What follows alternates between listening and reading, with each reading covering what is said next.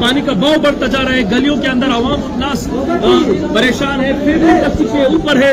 हमने rescue team के लिए भी कॉल किया, डीसी साहब को कॉल किया, टाउन चेयरमैन को कॉल किया, एसएचओ साहब को कॉल किया कि रेस्क्यू टीम में फौरी भेजा जाए ताकि ये जो सोरागोड़ा के पीछे जो आबादी है ये इनके जाने बच जाए।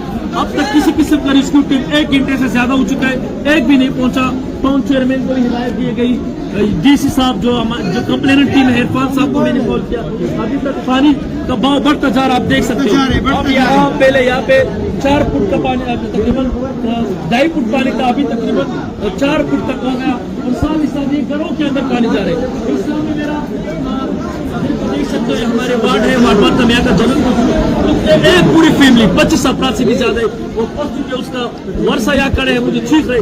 हमने कोशिश की तैरने के थ्रू पे जाए, लेकिन पानी का बहाव तेज के लोगों को खींचता जा रहे हैं। ये भाई और मैं, हम दोनों तैरने के मैंने कहा कुछ तो जाने बचाए, लेकिन पानी का प्रेशर करते से कि हमको भी खींचते लेके जा रहे हैं, क्योंकि इस साइड में नदी है, नदी में प्रेशर से पानी जा रहा है। खुदारा फौरी तौर पर यहाँ पे रेस्क्यू टीम भेजे। अलासिफ स्क्वायर के पीछे सोरापोर्ट, असन्नोमान कॉलोनी, एंडस प्लाजा के सामने रमशाह टाल की गली वाले में आ जाए, गली में आ जाए तो आप देख सकते हैं पूरी तकरीबन 350 घरों के अंदर पानी आ चुका है, और फैमिली फंस चुकी है। फैमिली सब फंसा हुए भाई।